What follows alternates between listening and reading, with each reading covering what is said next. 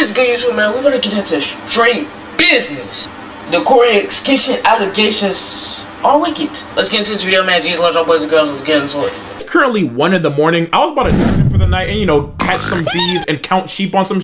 I made the mistake of opening twitter.com and seeing that Coryxkenshin has found himself in some f***ing quicksand. Oh my, Coryxkenshin has found himself in some serious allegations. The allegations are like, he cursed in a YouTube video, bro. Like, he didn't say, like, Mikey Loves on some shit. What's going on, gamers? How y'all boys doing today, bro? I'm here currently to talk about the Coryxkenshin situation. And before anything else, I'm not saying I believe him, and I'm not saying I don't believe him. I'm quite literally taking a neutral stance until more information comes out. I'm just here to present y'all with the information, because I'm not gonna lie, the information that's out right now currently is damn near longer than the I'm here to condense it in everybody. So to all the mother Twitter talking about like, oh, I've been knew this guy's a weirdo. I'm just a reactor.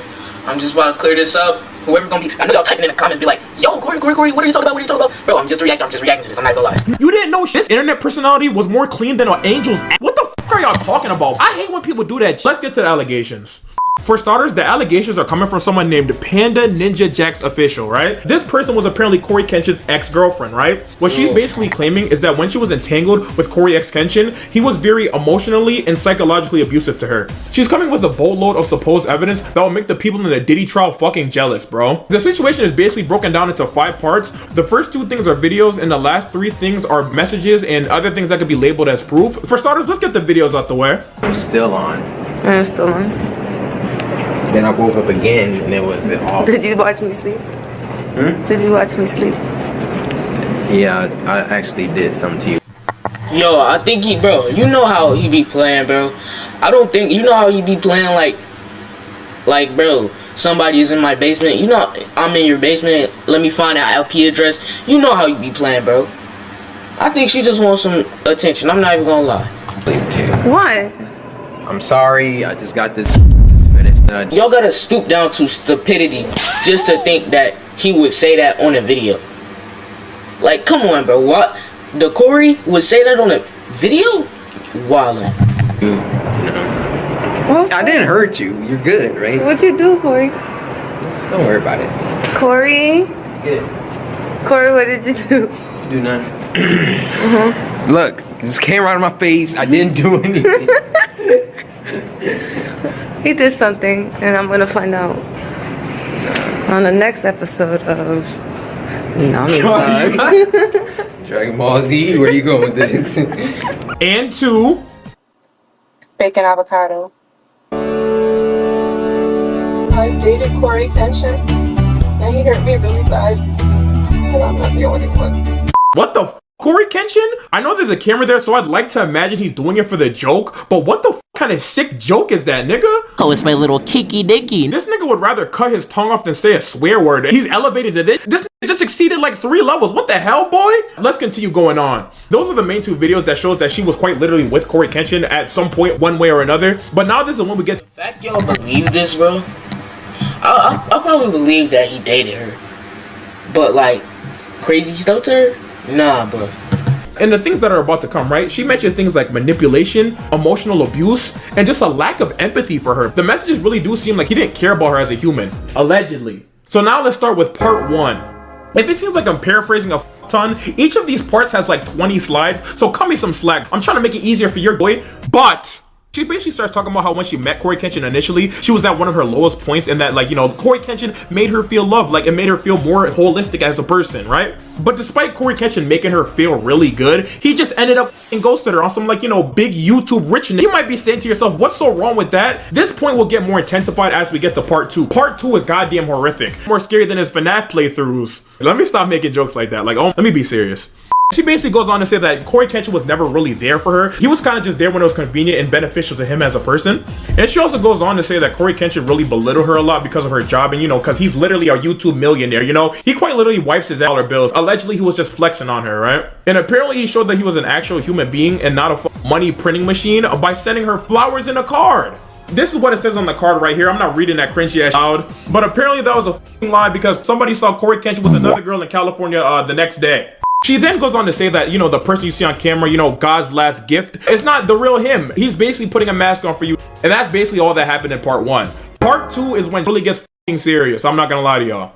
Part 2 is where it stand up and takes control of the whole situation, and it starts with Coryxkenshin sending some messages over Xbox Live. People used to tell other people to off themselves on Xbox Live. It's nice to see they're keeping up with tradition at least, bitch. Nothing good ever happens on Xbox Live, bitch. But Cory allegedly asked Miss Ninja if she's seeing anybody, and she asked why. Of course, you're kind of hitting me about the blue. And he said, quote, because I'm trying to fuck your life some more. Or?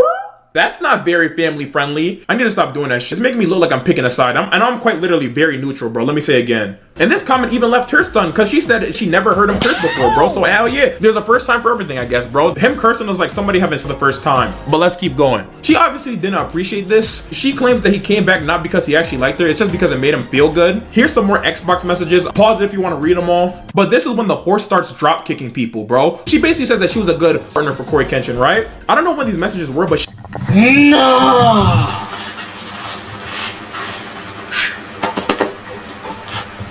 What? What is going on, bro? What is going on, bro? Make sure y'all subscribe if y'all ever ate Jolly Ranchers, bro. Subscribe if you ever ate candy. Seeing someone at the time, bro, and she basically said that even if she wasn't seeing somebody, she wouldn't let him. Just left this nigga saying, you wouldn't have let me. LOL. What's funny, nigga? There's no smile upon my face, and I find everything funny. I'm gonna cut all the jokes right here, because what I'm about to talk about is so disgusting. I don't want you to think I'm joking. I don't want you to think this is for entertainment purposes. This is quite literally only educational, right? Viewer discretion advised. So, Coryxkenshin comes and says, I'm glad I'm the same. I don't flick anyone. Double bummer. The difference between you and I, though, is that I don't do it with just anyone because I was sexually abused. I'm not saying that for you to feel bad or whatever, but for you. Yo! Y'all know, my name is Cory too. Your boy name is Cory too. And, bro. Dang, man. Sick to my stomach, bro. Let's just rip the band-aid off. What the I'm gonna keep my comments on this sheet, but like, this woman was literally assaulted. Just because you weren't the one who did it, that doesn't make the trauma go away. Again, it seems like I'm picking sides. I'm gonna cut it off there. And this leads her to saying he didn't actually want her, he wanted access to her, which by all means, it makes sense by looking at this, but like, these are still allegations. I'm gonna keep saying this in the video because niggas quick to jump into conclusions. Then Cory allegedly goes on to say that, you know, he liked her obviously, but like, you know, he didn't have it together, millions of dollars in the bank. I'm just kidding. You can still be depressed and have millions of dollars, but that's besides the point. I don't know if you can believe this or not. It quite literally gets worse because while all this crazy shit is happening, bro, a nurse diagnoses her with breast cancer. Oh my. She goes on to say that she reached out to people for comfort, and one of the people she ended up hitting up was Cory. He says this: that was the most passive aggressive cancer reveal ever. LOL. I know I'm famous for my like quip. Cory. Can't be real. I don't think this is the Cory I know, bro.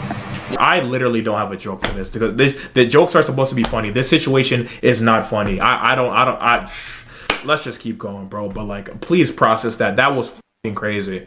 But luckily she ended up surviving this and, you know, saw the light at the end of the tunnel, so hoorah. But basically she just goes on to articulate how she feels, bro, and that's the end of part 2. And yeah, I told you, buckled up your seatbelt. But now we are finally at the end with part 3. In part 3, she goes in depth about this person named N, who allegedly knew Cory, right? Miss Panda DMs N because N posted a picture of Cory on her story, right? And for a while, that's all the relationship really was. They apparently just talked from time to time. Then apparently an anonymous IG account showed up and started calling out N randomly. But the way the person was wording it, it seemed like they were trying to call out Miss Panda as well. And apparently this was just a miscommunication. They were trying to warn Miss Panda and call out Miss N. But apparently this N person had a history of weird behavior, and this is not the first time they've done weird shit, right? But a big thing about N is that she's apparently really big in the Coryxkenshin community. She was known for going around and stalking the people that Coryxkenshin used to date or mess with in the past. What the And you know, Miss Panda expected Cory to step up because, you know, obviously she's getting harassed by another person. What did Coryxkenshin do? Take a wild guess, bitch.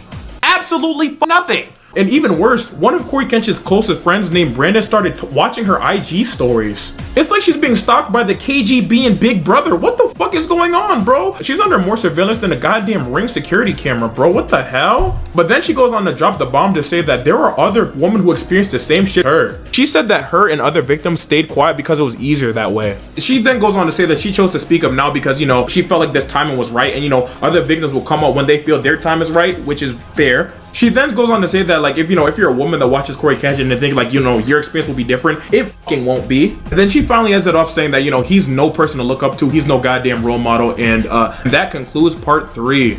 And I know I'm a commentary channel and I'm supposed to comment on these shits, but I'm waiting for more information to come out before I make a full-fledged opinion, And I understand this was like a nuclear amount of information to drop, but one thing I'm gonna beg of you as a viewer, please just wait for more information to come out. Don't jump to a conclusion just because 1, you hate Cory and you believe Miss Panda, or 2, you love Cory and you think Miss Panda's full of shit. Just wait for more information to come out before. Yeah, like for real. Just wait for more information, things of that nature. And yeah, man.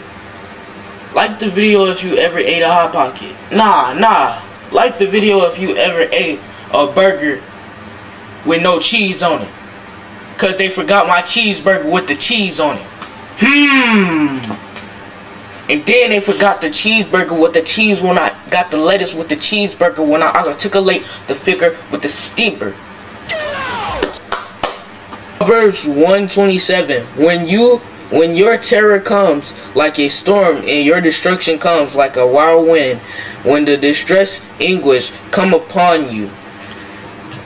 Now 28. Then they will call on me, but I will not answer. They will seek diligently, but they will not find me. Man, keep the Lord. Bro, I know we all fall into sin, bro. I know we do. But if you're not gonna get back up and you're gonna just stay in that sin, and you're gonna be like, oh, I don't want your help. God is gonna laugh at you. Jesus is gonna laugh at you, and you're gonna be wondering why.